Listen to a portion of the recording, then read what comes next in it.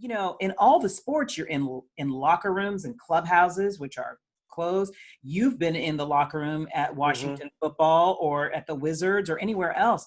They're only but so big to Yeah. try and fit everyone 6 feet apart to practice social distancing in a Yeah. locker room or clubhouse setting. That's going to be really hard. Yeah. And think about if you, as a player, you're at home with, say, your wife and a couple kids, and then maybe your wife sees her her parents, and then Hmm. maybe the parents see the people at their neighborhood, or it's not just you, it's all the people you come in Hmm. contact with. So for Hmm. people who haven't, hunkered down in quarantine for reals, there's just all these ways that it can be, not Yeah.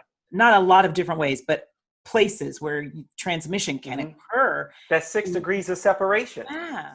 I don't know how we get back to the business of sports until there's a vaccine or a Hmm. very reliable treatment. Hmm. Now I know the owners want to get back to work because they want to make their money. The Yeah. players want to play, Hmm. but they don't want to play and be exposed. Yeah.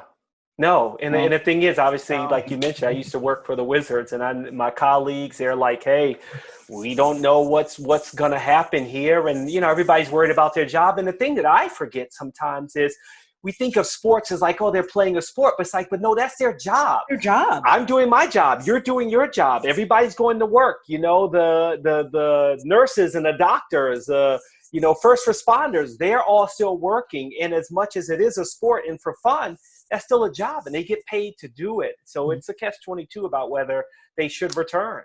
Although, here's what I would say to that. Hmm. Outside of first responders and essential workers, everybody else is at home.